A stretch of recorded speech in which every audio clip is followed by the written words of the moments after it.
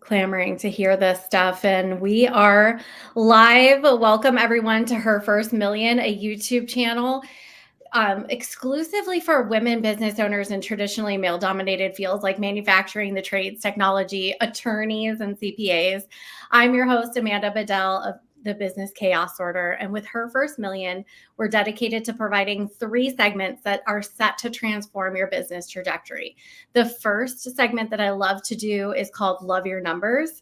It's where I unravel the complexities of financial management and we demystify the numbers. This is not accounting 101. This is how we use data-driven decisions to make a difference on your bottom line. And then the second one is called Ask Amanda, and that's where your questions take center stage and no question is off limits. So whether you slide into my DMs for privacy or share your inquiries in the comments below, I am thrilled to hear from you and share insightful answers on how I can help you steer your business in the right direction. And the segments I'm most excited about are the interviews. This is where I get to sit down with trailblazing women entrepreneurs who have excelled in industries traditionally dominated by men and others that support them in interesting ways. In these interviews, I unearth the strategies and navigate through common and uncommon challenges and uncover secrets that have led many other to exceptional women reaching beyond that $1 million mark. So today, right here, right now, we are here live and we're about to have one of those conversations with none other than Brenda Radmacher. Thank you so much for being here. Her story is set to inspire, her insights are set to transform, and her journey is a testament to the incredible potential that waits within each of you. Thank you for being here, Brenda. Thank you so much for having me, Amanda. It's a pleasure. Awesome. Brenda serves as a counselor, a litigator, and a noted speaker on legal issues involving landowners, developers, and general contractors and design professionals. She has experience in counseling clients from risk management best practices to drafting critical documents, contracts, and procedures, and effectively resolving disputes as well. She has done this for over 3 decades, and her clients are in complex construction disputes, and she's done negotiation, mediation, and really wherever is necessary, and when we have to, arbitration and litigation. She has substantial experience and knowledge in dispute resolution, having a background as a mediator and a professor on negotiation and mediation. Brenda assists developers, contracting companies, and design professionals with issues like course of construction disputes, claims on construction defects, and insurance issues. She has a substantial experience counseling clients on building envelope, water infiltration, and mold-related claims. So Brenda assists clients with mechanic liens, payment disputes, bid protests, and contract delays and acceleration claims on both the public and private projects. Additionally, Brenda serves clients utilizing innovative project delivery systems, including EPC, design build, and public-private partnerships.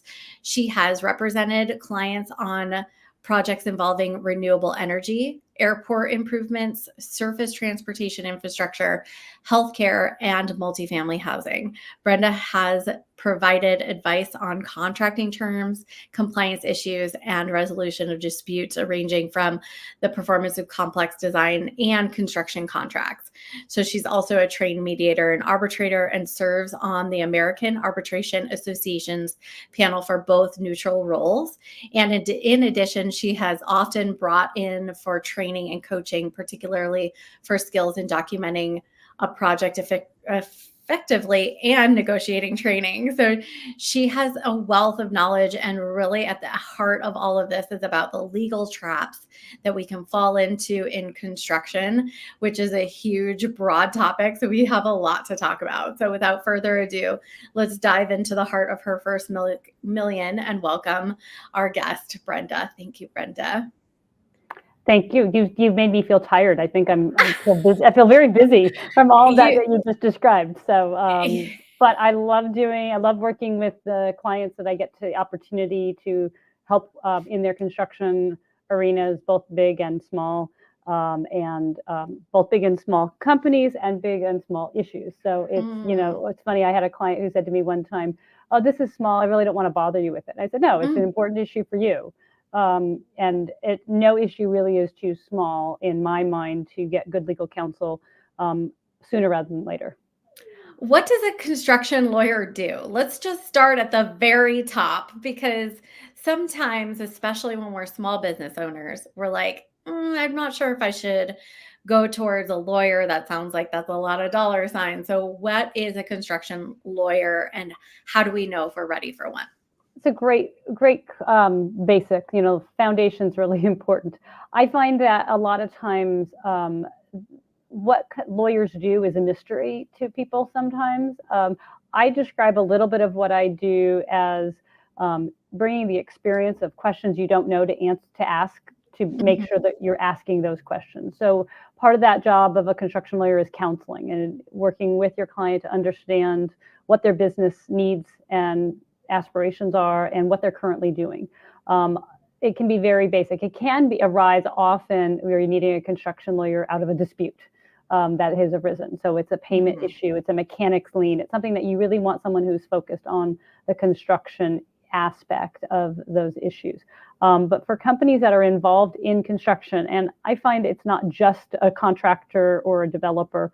I have clients that are retail space owners that use tenant improvements. I have clients that own a facility or that are maintaining a facility and they are hiring or doing something around the arena of construction. And so really having someone who understands the breadth of construction as opposed to a general lawyer often can be extremely beneficial because we can dive right into the heart of what the various things you need to consider in your contracts, in your insurance and other risk management tools that you're implementing.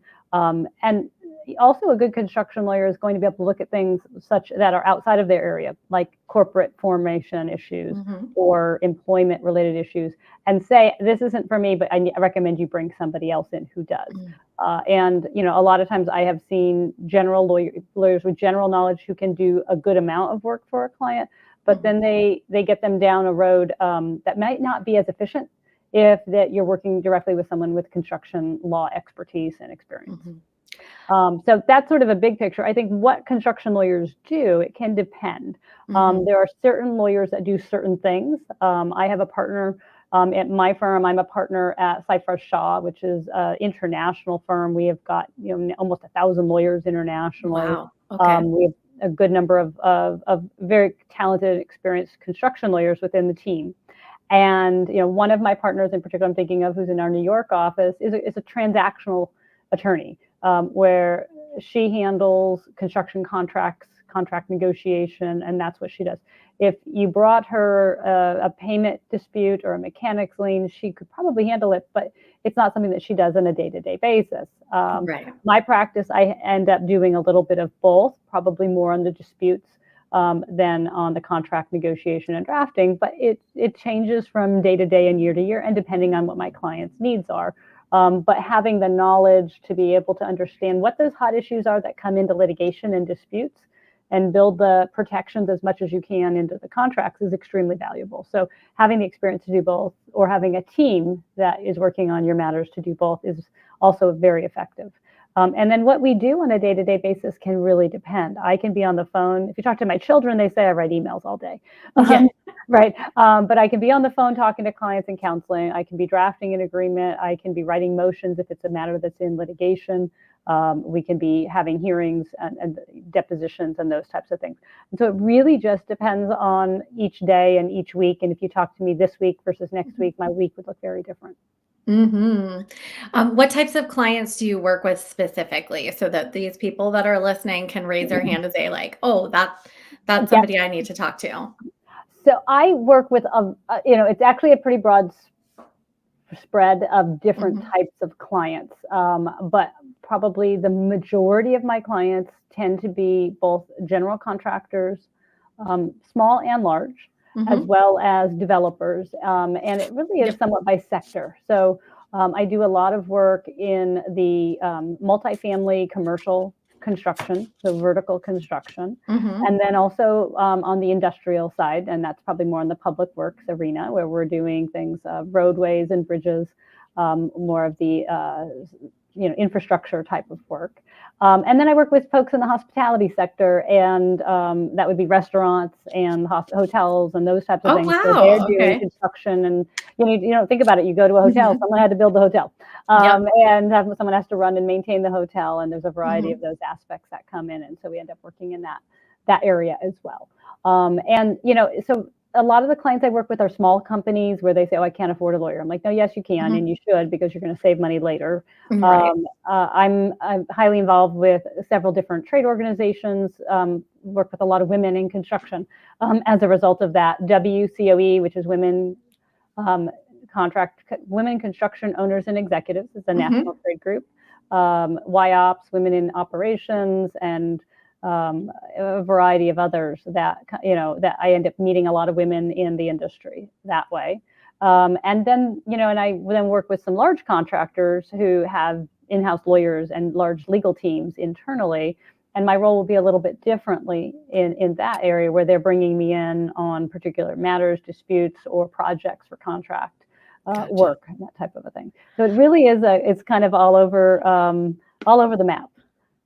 But still specialized within that construction building Correct. world, which Yep. is so important for really niche, especially when we're talking about attorneys. Having an understanding of how your business is operating is so crucial. And what I had a business for 7 years and founded it from nothing, and then built it up and over to 7 figures. I was doing 2.2 million annual. And let me tell you, I only talked to an attorney when I absolutely needed to. And at the end of my bakery years, I did establish a relationship with someone who then I now use her for my business matters. But being that we, as small business owners, tend to kick the can down the road until, we're in an issue and we need an attorney. Can you tell us a little bit about what the relationship can look like in establishing a relationship before the big something happens that will bring us down that road to an expedited relationship? Yep, 100%. And I don't think it's just limited to small businesses. I think large businesses, in the same sense, Do even it if too. they have in-house lawyers, one of the complaints I hear from some in-house lawyers is, wow, had their clients or their personnel within their company, had they told me about this 3 weeks before and not waited until it became an emergency, we could have addressed it in a different way. So I think it is human nature to some extent to not raise your hand and say, "Hey, I need some help," until you really feel like you do. I feel like, a really great relationship I have with some of my clients are where I'm really viewed as a trusted advisor, and coming alongside and viewing us as, that person that can be brought in as needed. But, it's a lot easier to have the lawyer kind of be a part of that process than to wait for a year and say, "Well, here's the 10,000 documents, go figure out what we did wrong." Yeah. And really it's sort of, incurring some fees up front to have that relationship. I think really does save money down the road if it's done effectively. Sharing information with your lawyer is probably the second thing I would say is so critical. So if I have clients that are giving me that information, we have a privileged, confidential information, relationship. I can really help them strategize and make a better decision. And so I find those are two things, that are really important, saying, understanding and having clear communication with your attorney of, this is what I need, and this is how I want you to operate, and expecting your lawyer to communicate and, respond quickly. And the other part about it is lawyers can and should, in my view, give budgets to their clients. Is, we have an understanding of, this is what the scope of you're asking me to take on, and here's the budget. And as a business owner, that's something that you really need to do, because what you don't want to do is be running along and you have a lawyer, and then all of a sudden you get a bill and you're like, wait a minute, we didn't budget for that. And Mhm. so I think that having your lawyer understand and investing in the time with your lawyer to help them understand your business and what Mhm. you need from the lawyer, and making sure that that lawyer can give you what that need is and can meet that need is really important. So those are some of those are the really critical things. I think that then you are poised in a position where when an issue does come up, you're not having to educate the attorney on the background, which is always very important because the devil's in the Mhm. details when there's a dispute. Mhm. Those details matter. And I found, a lot of times where I'm counseling clients, how to, in doing things, frankly, without charging them for training, and sitting down with some of their teams, looking at how they're documenting their matters and their files. Those issues can come back to haunt you if you don't do it right, on the back end. Mhm. So those are some ways that a lawyer can really help you with your business and Mhm. prevent the dispute, or at least really contain it as much as possible. So what are some key risks for construction companies that might trigger that relationship with an attorney? Yeah. So, the number one key risk I see with construction companies is proper documentation. And a lot of times people are busy or they're lazy or they just don't think that they need to document things effectively. Mhm. Um, and over documenting is so important. The more that you can make sure you're maintaining your records, maintaining consistency, little things. Mhm. Emails, don't send emails that have three different projects discussed in them. It's Mm. be segregating your material. If you have an issue where there's a delay problem or you're supplementing another subcontractor's work or something like that, you really want to be able to earmark it and document it and manage that information. The second thing is communication. Mm. That is the biggest risk where things start to fall apart, where people assume someone understood what they meant, Mm. and we get Mhm. busy and we're rushed and we're hurried, and so I didn't confirm it. And then the third thing is I think people are afraid sometimes of giving notice of a potential claim, and that's a big issue we see in construction. And you can lose the right for a claim if you don't follow the proper notice procedures in your contract. So you have to Mm. understand your contract, and a lot of times people just sign a contract and they have no idea what they've committed themselves to, or they sign it and then a year later they don't remember and their team hasn't been trained and isn't looking through the details of the contract and ensuring that you're complying with your obligations. And so those are, so you've got, documentation, Mhm.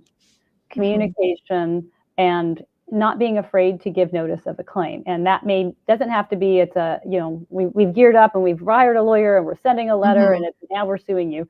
It doesn't need to be that way. It needs to be, Right. done. And I've worked with a lot of folks where we said, let's figure out, and at the beginning of your project, you talk through, you've negotiated your terms, and you say, one of our terms is notice. And if we have an Mhm. issue, we're going to have to give you notice. So we want a clear communication and develop a good working relationship. And so if we have potential of a claim, we're going to put you on notice of it.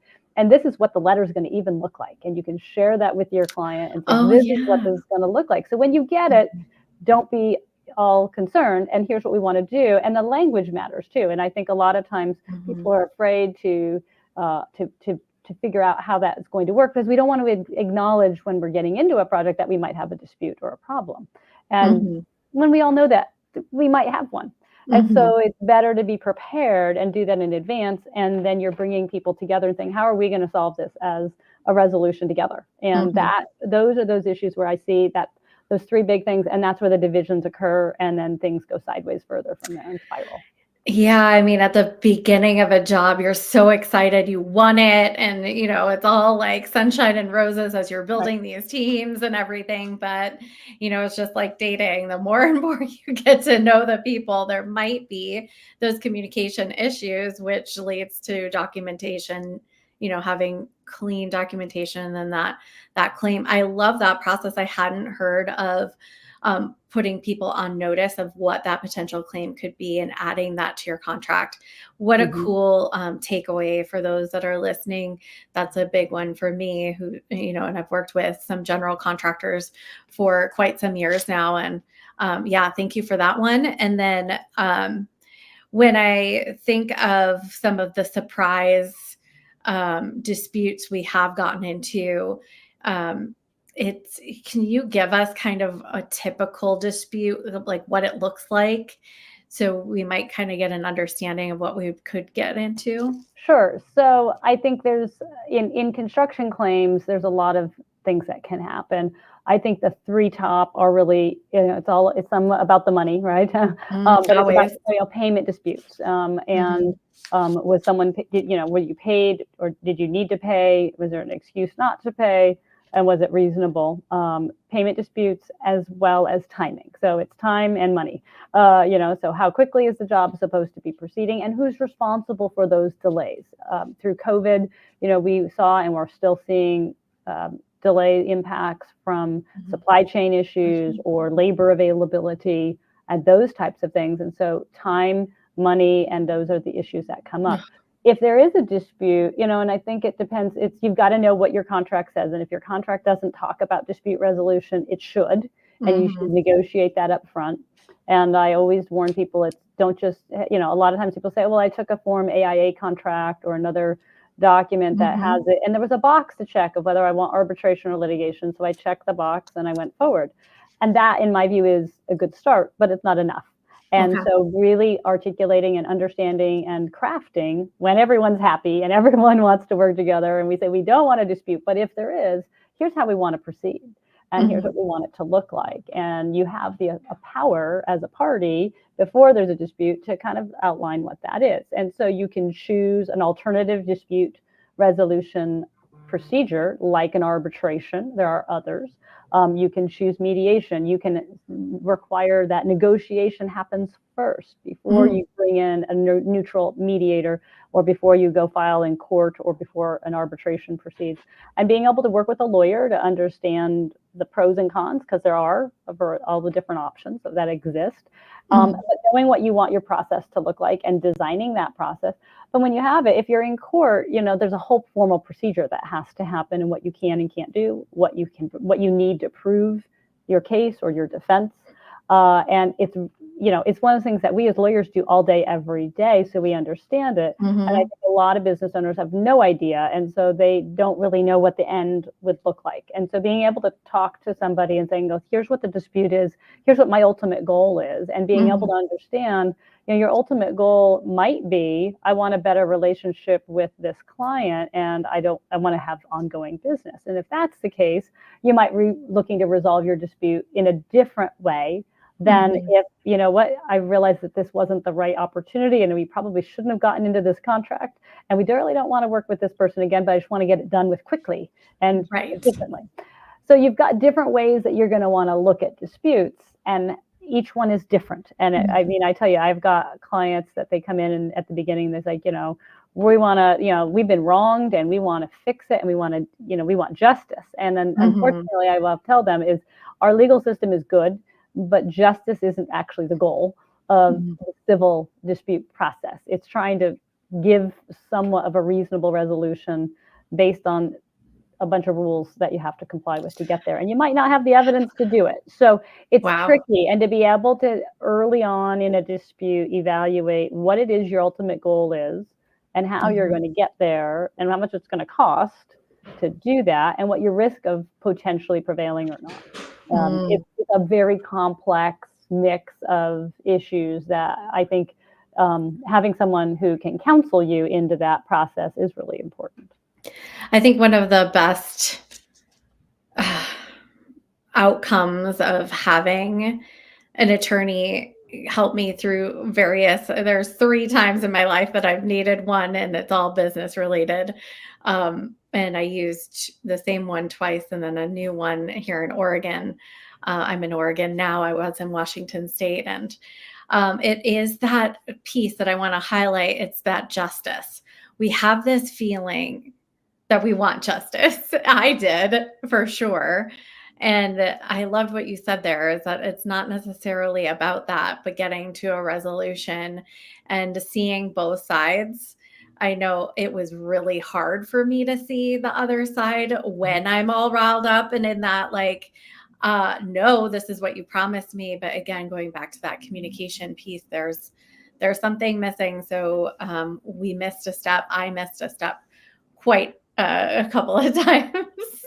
And sometimes things just go sideways. They happen, Oh, whether it be you had this vision in your mind of what this was going to look like, mhm, or you thought that when they said they were going to be here and it was going to take 3 days, that meant from 9 to 5, and in their mind that meant from 7 to 10 for mhm. 3 days, and then that spilled over. So again, it's the detail of what is that, All the and doing details. as much as you can to express that. And then when there is a disconnect, is figuring out how do you solve that disconnect. And sometimes you can't on your Mhm.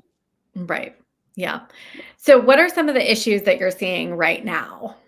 So it's really interesting. We're in a real interesting spot. I think there always has been, just as the things I said, of payments and delays and those issues. Mhm, We're seeing with I'm not sure if you're familiar with, and some people may listening in on ESG, environment, social, and mm, governance, and the ESG and sustainability. Right, that is mhm. a huge issue, and it's impacting the construction arena. It's impacting landowners and developers of what various regulatory requirements are involved for governance of your company, of your social impact, and also environmental. So that could be carbon emissions. We have net zero 2050 goals, and each state Mhm. in the United States is different. There's not a federal overlay at this point. So there's a lot of regulatory hiccups and things that a lot of companies are struggling to figure out what they have to do and how to do it. I'm fortunate to be a part of a team here at Cyfarth. We have a ESG Mhm. team. Okay. Our firm was, I think it was actually the first firm in the United States that established a practice group in the ESG arena. And we're able to work, and some of that folds into employee benefits issues and Mhm. your corporate governance items, plus for construction companies, what you're doing and what you're reporting may be for carbon emissions, and that's coming. California, we've got reporting starting Yep. in the next year. So there's a lot of these things happening in the ESG world as well, and it kind of slides into the energy and renewable energy space. So there is a tremendous amount of work in those areas and in infrastructure. So, and construction, we're seeing a lot of companies that are interested in getting involved in infrastructure, in public works, where they haven't actually worked before. And there's a big differentiation of what you have to do in a public works contract than you Mhm. do the construction. What you're actually doing on True. the ground is not that different, but you have Right. Davis-Bacon Act, which is for pay structure, of how Mhm. you pay your employees and how you report it. Also, there are targets and set-asides for various minority-owned companies and having different items there. So you've got a Mhm. lot of different things, and that's where we're seeing a lot of activity Mhm. in that arena. And so we've got that. And then the third area that I see a lot of risk in is cybersecurity. And Yeah. we have continued to grow and expand in the construction arena. What we are doing, it used to be construction was seen as the dinosaur, and it was the Mhm. last industry to come into the modern era. And most of my clients, if I talk to them about a job project that they're working on, a job site, they have between 8 and 15 different pieces of software, Oh, and jeez. most of it's in the cloud, and some of it works together, some of it doesn't. And then Yeah. who are those vendors, and what happens with the data and the information that's being collected, and how is Mhm. that being protected? So you've got a tremendous amount of exposure and risk that needs to be managed, and on top of everything else that you're doing. So between the sustainability issues and ESG, energy and renewables, and then also with cyber issues, there's a lot of risk and a lot of maneuvering that needs to be done. That's really big picture. And then I think on the drilling down to some of the things that we're seeing cutting edge, as a result of that, we've got some new technology. I've got some clients who are starting to use robotics or other AI in their construction processes. And some of that helps reduce risk. Yep. We're trying to lower injuries in job site. Mhm. We're trying to reduce construction defects because we have a robot that's doing it the same way every time. But it Mhm. does create other new interesting risks that need to be managed and evaluated. Mm. That's so cool. That's Yeah. really cool to see that transition and bringing that uh just construction into this 21st century Right. that we're in Yeah. now. And, Uh, and the other part of that is just sort of really the basics. We mhm, have in the housing industry, whether it be home builders in single family homes, affordable housing builders, or multifamily for residential construction, we still have a dearth of housing. We have a shortage, mhm. and trying to figure out how do we manage that, how do we build, how do we provide facilities, and all of that. Those are some of the basics that we're still struggling with in the Mhm. construction and development industry. And that kind of goes across the board. And then we have infrastructure. We've got money, but how do we get it implemented? And who are the right companies, and how are companies positioning themselves to take advantage of To those get that. opportunities? Yeah. Yeah, so much to unpack here. I Yep. feel like we just hit the surface of how you can help us in our take care of some of the risks that we have. I'm going to ask you a couple of questions around, our audience members, our people who own construction companies, and from your experience, what kind of insights should they be aware of to help them with their goal of reaching their first million? Do you have any thoughts on that? I definitely. So I think number one is having a great team around you.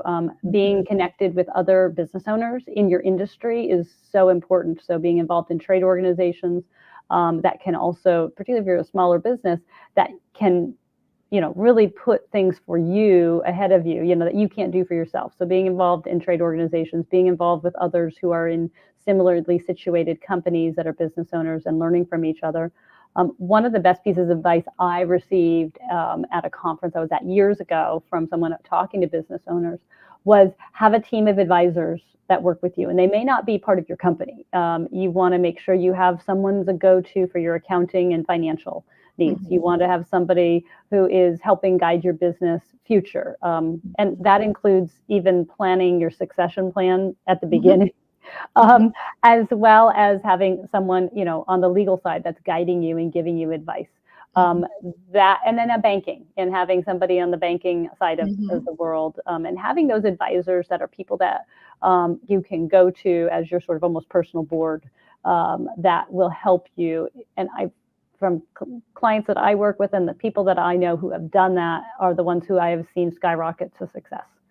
Yeah, it's so important to put smart people at your table. And I feel that sometimes we, as small business owners who bootstrap it, which is what I did in my first company, is like, oh, if I get outside help, I might be cheating in some way. That's And interesting. or maybe I just need one person.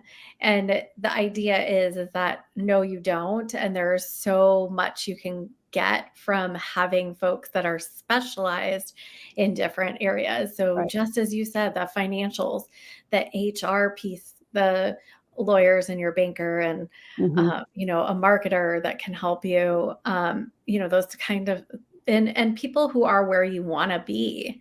Right. Oftentimes, I talk to people about having someone that's potentially a mentor who can meet with you once a quarter or something like that as a give back on their end, but they're someone who's where you want to be. And then you've got someone who's your advisor, and then you have somebody who's at your level as an accountability partner. And then also don't forget to give back yourself. So Mhm. mentor someone who's trying to be where you're at, because we learn so much when we also teach. So think of that too as far as your team building, listeners. So that is such great. And you've got a couple of trade organizations that you mentioned earlier, but any other resources that you want to highlight for folks in this space? There are so many resources. That's almost sometimes the problem, where it's Yeah. overwhelming. And so I think figuring out what your niche is, where are you focused, and then engaging in that area. So if you are a steel contractor, getting involved with this, Steel Contractors Association. If you're an Mhm. engineer, being involved in the structural or the engineering organizations that exist. There's I think there's not anything particular. I'm involved in some organizations myself. I'm involved with AGC of California. I'm involved with, like I said, Women in Construction and WIOPS, and women construction owners and executives. And I found that those are really good for me. And there's the women that are involved in those organizations have really thrived because of the relationships that they've been able to build. So I don't know that there's one necessarily that's better than the other for folks. But I'm happy to, and I think a lot of these organizations are more than happy to have you come and check them out. And they would welcome that. And so I think that don't be afraid. The one thing I've heard from a lot of women in particular is, oh, I'm too busy. I'm too busy to attend another or join or be a part of another organization. Right. And I'd like to say, no, you're not too busy. You need to decide how much of a priority and what your investment is in that time and what you're trying to get out of it, and then be particular about which organizations you join, so that and being involved. So I've seen a lot of people who join an organization and they never show up, and they say, well, I didn't get anything out of it. I'm like, well, you've got to invest the time, and I think it comes back multifold when you do. Such wise words, because that's true. You get in what you take, you get from it what you put in. Right. The relationships don't just happen overnight, and we do need to build those. So yeah, picking organizations that will help you towards your goals. So that is such great insight there. Listeners, I will have the resources that she mentioned. I'll put in links for those. And if you have any other questions for Brenda, Brenda, do you have any last words? And then also, how can people reach you? Sure. I just think, I really enjoy working with people who are figuring out where they're going. And I think don't be afraid to ask for help from people. That's my advice for across the board. Don't be afraid to ask, because I think there are so many people who are willing to help, and oftentimes they just need to be asked. So, and people will give of their time, even like we said, whether it's an organization or an individual, for some guidance to get you started. I think that is, we all are looking to try to help, the rising tide rises all boats. Exactly. So that's something, and I think women in particular are really good about that. So continuing that. People can reach me in multiple ways. LinkedIn is one way, and so I know you have connected with me on LinkedIn. My email at my office is my first initial, full last name, B. Radmacher at Seyfarth, which is SEYFARTH.com. That's probably the easiest way. I feel like I'm on my email all the time. So that's great. And you can check out information on my firm at that same place. And that gives information on my bio is all connected there. That's so great. And, I try to remind people who are my friends and out in the world that I meet that I'm never too busy for you. So when she says, reach out to her and, reach out if you need anything or you have any questions, like, we're not saying that just because we want to say it to fill in some time here. It is from the heart. So for those of you that are listening, please do reach out to us should you need anything, because you shouldn't be doing this business thing alone. And then I just noticed before we wrap up here, we do have a question that came in through LinkedIn, which has never happened to me before. So this is really exciting. I have a dispute with a contractor. Can I use my friend to help me with this, or do I need a construction lawyer? I think there's a lot of questions that we need answered before we can answer that question directly, Adam. But I'm going to go ahead and tag Brenda in that question so that she can get with you and help you in that way. So Brenda,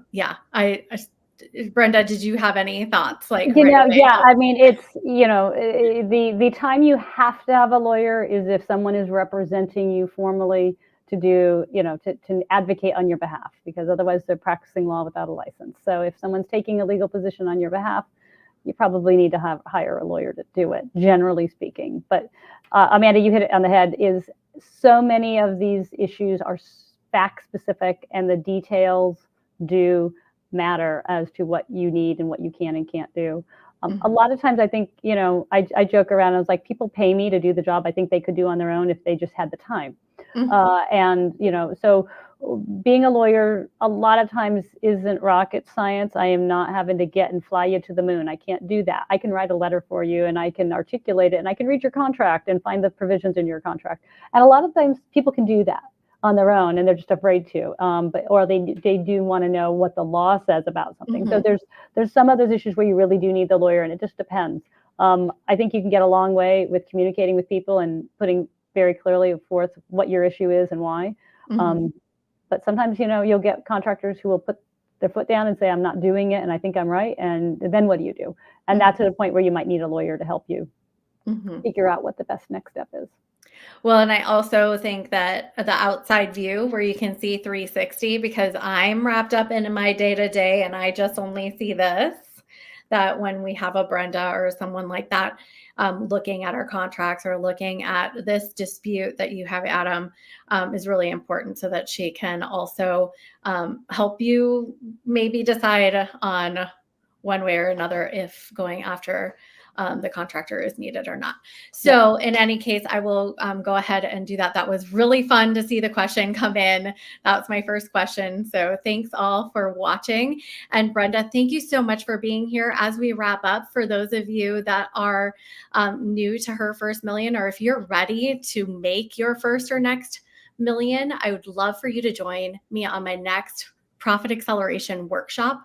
So in 2010, I wrote a business plan for a gluten-free bakery that I launched in 2012. And that plan was massive. It was well-researched. It would have gotten an A+ in any business class, but there was a problem. It was completely useless. Once I launched my bakery out of a single farmer's market booth and then bootstrapped it to multi-seven figures with distribution along the West Coast, managing over 15 employees, 3 shifts, 7 days a week, I never looked at that business plan. And what I needed was tangible information to bridge the gap between my ideas, wants, and desires to implementation, how we actually obtain those ideas, wants, and desires. And what do I mean by that? I had an idea that I wanted to take my marketing to increase it by 15%, but I had no idea on how to actually make it happen. So I desired more income for me and my family, but my business was making less than 3% in net profit. So even though we generated more than $2 million annually, I was bleeding cash. So after selling my company quickly, and because of my profit position, I had to sell it for far less than I wanted to. I've spent the last several years dissecting every area that I went wrong, and more importantly, have packaged the learnings into this free workshop. But it's only for you if you want to increase your lead flow and discover methods that attract and engage more prospects each month using strategies that don't require a hefty budget. If you want to boost your sales volume, to learn approaches that enhance your sales process and help you generate more revenue from the leads you already have. And then practical cash flow strategies, where we explore simple, actionable tactics that can improve your cash flow, where it's designed to keep your business thriving without any additional marketing dollars. You also want to optimize your online presence by understanding key principles of digital marketing to help your business reach the right audience online. We'll uncover effective ways to get your website to work harder for you. And then proven sales formula for profit. You get insights into transforming partnerships and joint ventures that can amplify your reach and boost your sales over the next year. So also the last thing, and this is my party trick at this workshop, is you learn the math equation to earn the same profit as $1 million business with just 25% of the revenue. So this workshop is comprised of crucial information that, had I had it, that bakery story would have had a different ending. So I hope to see you at my next Profit Acceleration workshop. And if you like what you hear, please remember to subscribe and hit that notification button to stay in the loop of the next episode of Her First Million. Until next time, see you later.